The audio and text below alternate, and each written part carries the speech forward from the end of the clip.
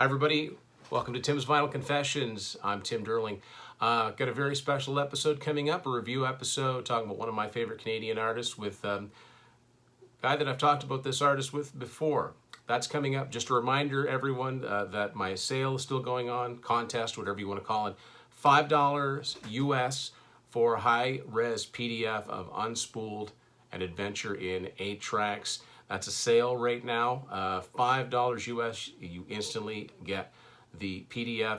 Also, your name is entered in for a draw to win a $100 Amazon gift card if we get to 400 orders for these PDFs. We get to 400 orders in celebration of my 400th episode, which just aired. We will give away first prize of a $100 Amazon card, second prize of a $50 Amazon card, and a third prize of a $25 Amazon card. As soon as you purchase a PDF, your name goes in, and thanks to everybody that's entered so far. We will let you know how that goes. So episode 420, which is quite a few weeks down the road. This is 401. So we're going to find out who wins those gift cards. So don't forget to do that. Take PayPal. Just go to timsvinylconfessions@gmail.com to find out how to get your PDF and get entered to win. All right, on with the episode. Mr. John T. Snow, how are you doing, sir? I'm wonderful. How are you, Tim? I'm good. Thanks for sitting in with me again. John sat in with me not too long ago, a few episodes ago, and like that last time, this time we're going to be talking about new music from one of our favorite artists, Montreal's own Aldo Nova. We talked about this, The Life and Times of Eddie Gage, and we each had the different versions of it and the Reloaded 2.0. And after years of not doing any new music, we're getting spoiled. It's not the easiest stuff to come across, right? Like you have to order it from his website. And I didn't. If it wasn't for you, I wouldn't have known about the EP. I knew the EPs were out on Apple Music, but I did not know he had a physical copy. That's an excellent point. I'm still waiting. I think we're all waiting for the full length Eddie Gage, the full rock opera. Yeah. But in the meantime, I'm really glad he put out a couple of EPs, and I'm really glad he put them out in physical form. Yes. So here they are, 2-3 song EPs, just in little slim cases here.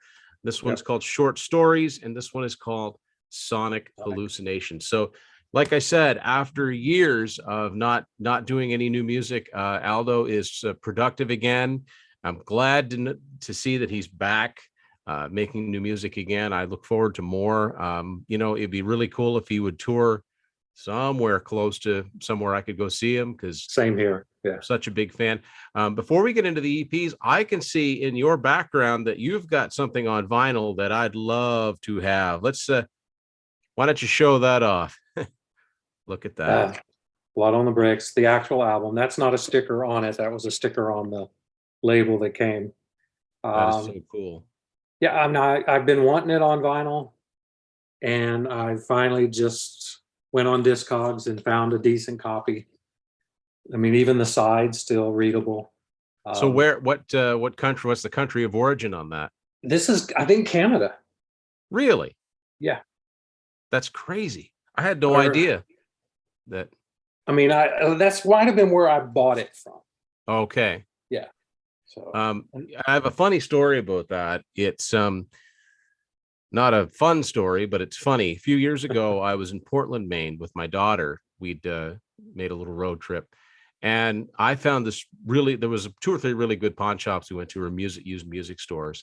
And I thought I saw Blood on the Bricks, like from, you see something in the window. And so I'm like, so I made a beeline for it. And I go in, and I get there, and it's like, it was Blood on the Bricks, but it was a 12-inch single. Is that what you're holding up? That's what this one is.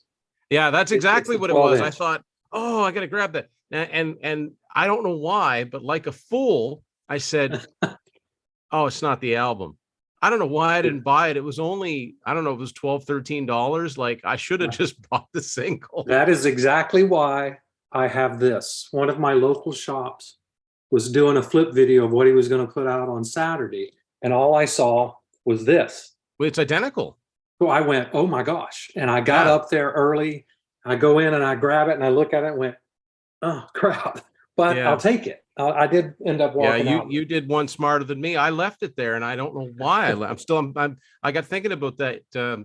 I guess Aldo was so out of consciousness then that even though I recognized the cover right away, I just it's not the album. Like it didn't clue. It's like you're going to wish you'd bought this. I Yeah. don't know why I didn't just buy it, but Yeah. that's really funny. And that is the fact that you had the exact thing that I had in my hand and put down. That's Yeah. hilarious. Yeah. So that's the third cover I have because I also have a 12-inch promo flat from when he toured and I got to meet him and he and the band signed it. Oh, So, that's on so that tour. from that tour, I got So to was that meet like him at the tour. Phil X and all Phil those X guys? and Phil X actually signs the pickup on the guitar, and then Aldo's on it, and then a couple other people that were on it. Wow, So I've got that's that hanging on the wall. that's awesome.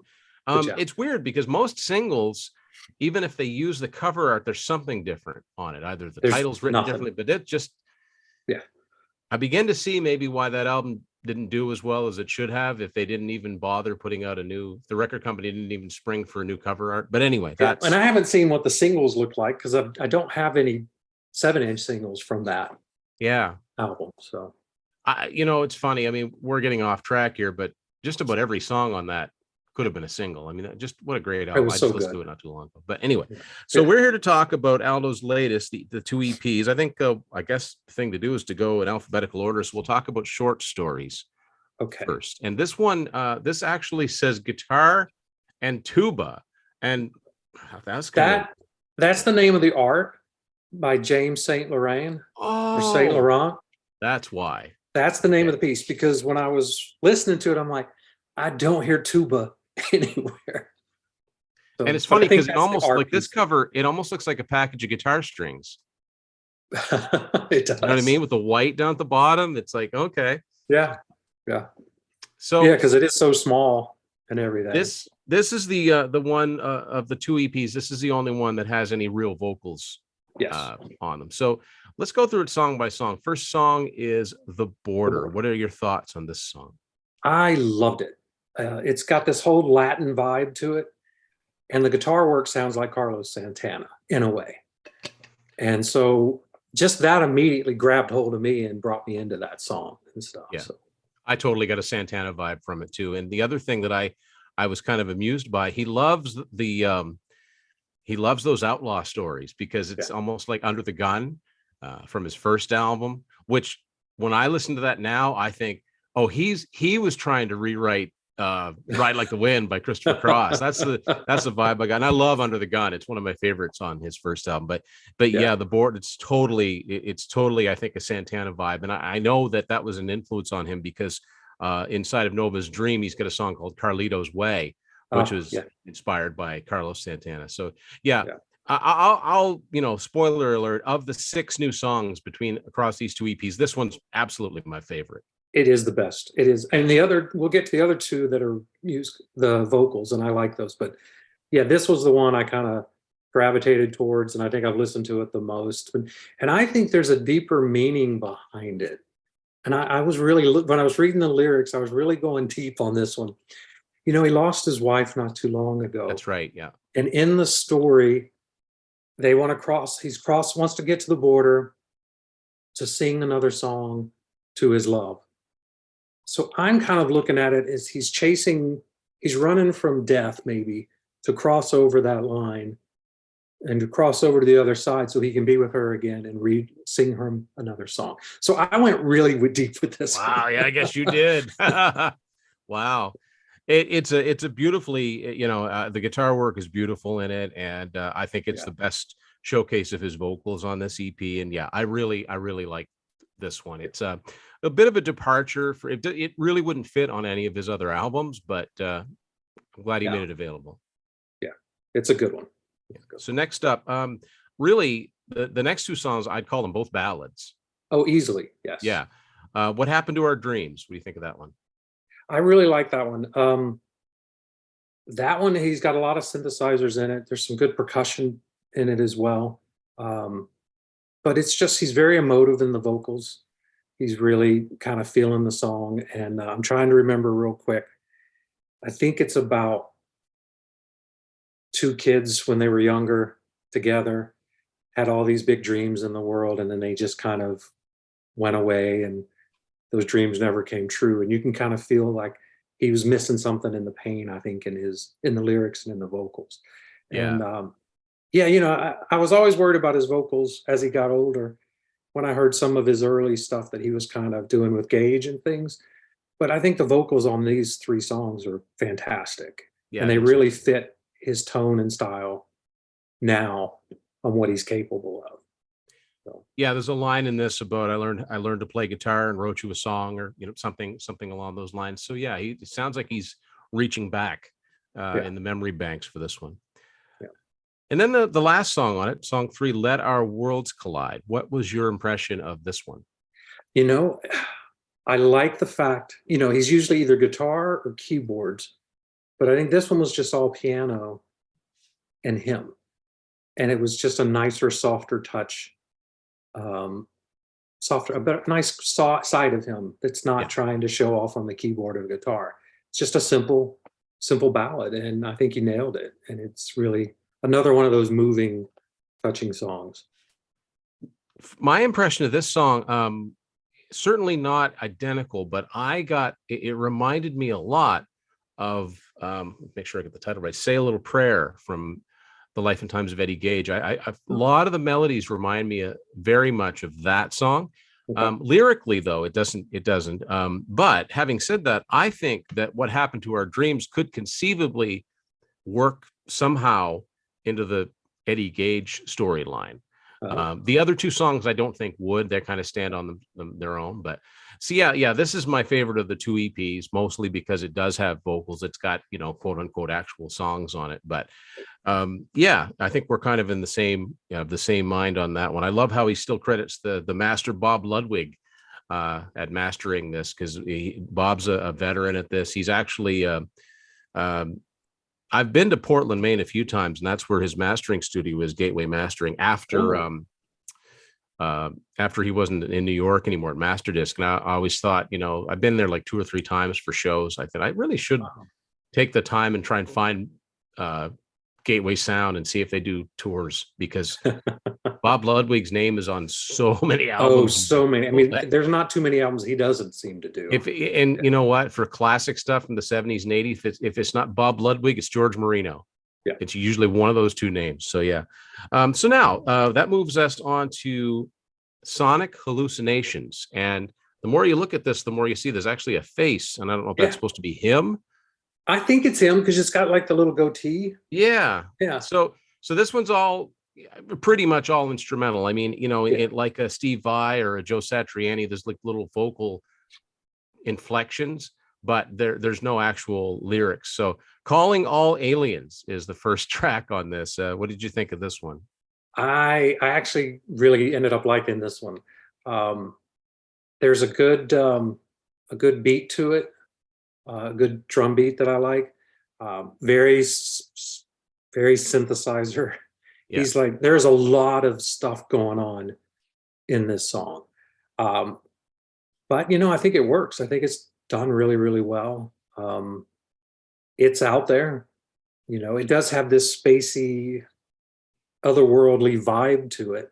But actually, I kind of like this one. Yeah, I was all ready to not like this EP, but then I listened to it quite a few times, and it really grew on me. And it's definitely a mood unto itself. You don't Yeah, just throw it on. This is the type of thing where if you liked, and I've always had a soft spot for it. The last song and the title song from his third album, Twitch, which is which, kind of an instrumental. If you don't like that, you won't like this EP. oh, no, no. And I like Twitch. Yeah, me too. It's a It's a guilty pleasure. yeah. It's fun, but yeah, this puts me in that sort of frame. Number 2, not Send In the Clowns. This one, Send Out the Clowns. What'd you think of this one? Okay. This is the one song out of all 6 that I just don't like. And there's a reason. There's kind of a cross between like a vaudeville carnival sound to it, as well as it feels like a Christmas I was just You going to know, say that it reminded me of a Christmas yeah, I feel song like type of I'm at a melody. carnival, but in the Nutcracker Suite at the same time, and Yeah, it's got yeah. that kind of vibe to it. So it kind of turned me off because to me, clowns are more. They're not happy. They're scary. So it should They're be a either darker sad and song. or scary. I've never found clowns funny. No, no, I think more of it than I do of anything else. Exactly. I think they're the subject of more nightmares than more fun times. Yeah. Yeah, yeah. If my parents had ever brought a clown to one of my birthday parties, I'd have shut myself in my room. Said that party's over. I'm done. You Yeah. send that thing home. Um, but yeah, I got the same vibe, and I thought, okay, when I first got these CDs, it was like right around Christmas time. Is that why I'm thinking this? Because I have been listening to some Christmas music, but no, it's got those sing-songy kind of melodies to Yeah. it, and the clown thing. Yeah, it's not my favorite either. Which brings us to quite possibly the most bizarre of all these tracks, extraterrestrial dubstep. What Dubstep. was your thoughts on this one? One, I didn't know extraterrestrials knew what dubstep was, but that's okay. Yeah, I I barely like it. know It's what got it is. this darker edge to it. Um, it's kind of I don't know. There's a darker darkness to it with the heavy beats and the heavies thing. Um, but it's catchy and it kind of grew on me the more I listened to it. So I actually kind of like it. There was something about it. I guess it was the keyboards on it. They kind of almost there's the darker piece, and then the synthesizers come in on the keyboards, and they're kind of like singing in a way. Yeah, There is a vocal to them, but there's not, if you know what I'm trying to say. yeah. Which was really nice. I did like the high pitch, the highness of the keyboard, but the darkerness of the guitar and the drum kind of went well together for me. And it's funny because it's got one of those. It's got a there's a I guess you could say one of the hooks in it. Normally, it's the type of thing that I would find very annoying, but I kind of would listen for it every time. And at the end of every measure, it sounds like he's saying, "That's right," and that's like sort of the hook of the song. It's very Yeah. strange, but there's no reason why in this day and age of TikTok, why someone couldn't make a silly little TikTok video and use this song. And next thing you know, there's an Aldo Nova song that's, Well, there you go. You should do it. man, I don't know if I've got what it takes, but yeah. I don't have TikTok, so I No, don't. I don't either. I don't either. Yeah, at least not yet. But so yeah, so there you go. So if you're just getting around to getting the Life and Times of Eddie Gage, don't forget there's these 3-song EPs. I think they're only available on Aldo's website. And at the time that we're filming this, I added them to Discogs because they weren't on there. Right. And these are not the easiest things to take pictures of, but I did the best I could with it. So yeah, you have to go to his website. I don't right off the top of my head, it's probably just aldonova.com, but I Googled it and I googled went it. Yeah. went to you don't go to I think that the confusion was you don't go to right to music You go to because that store. only gives you the digital. You go to store. And I'm really glad I'm not a digital only guy. I'm really glad these are in physical form, but hopefully would be nice to have a bona fide, just regular 10-12 song album of songs from Aldo. But who knows? He's back. He's back in the saddle. He's making new music. So Yeah. I'm glad that he's back. And these two EPs here really illustrate what a multi-talented guy he is, because he probably mixed the whole thing himself Oh, and he did. He says played it on the all the back. instruments. I mean, He, he's known for doing that, being yeah. a DIY guy, one man Everything band. composed, performed, arranged, engineered, and mixed by Aldo Nova. Yeah. So, I mean, people might not realize this, but I remember seeing an interview with him many years ago where he talked about, his first album was essentially a collection of demos. But before it sounded the way it did, it was much more synthesizer based. And he actually described it as more Gary Newman-esque Oh, than like heavier, hard rock stuff. So right. I think this gives him a chance to get that stuff out, because if he was learning his chops in the studio in the late 70s, that's when all the new synthesizers were coming out. So Yeah. I think the Sonic Hallucinations is a chance for him to get that side of him out. Yeah, and that is a bizarre album, but it turned out to be better than I thought it Yeah. was going to be. So 6 new songs on top of the 10-song EP. Waiting to hear the entire Life and Times of Eddie Gage, and just glad to hear some new music from Aldo Nova. Hoping to hear some more. Yep. So, John, thanks for taking the time out to talk to me about the latest releases from Mr. Nova, and we will definitely have to do this again later. And if we'll see each other, I'm sure, on somebody's show. I'm sure somewhere. Thanks for having me. As always, it was a blast. And we do know he's re-releasing Nova's Dream soon. So maybe we Yes. can do that one next. There you go. Yeah, revisit that one. Thanks, John, and thanks everyone for watching this edition of Tim's Final Confessions.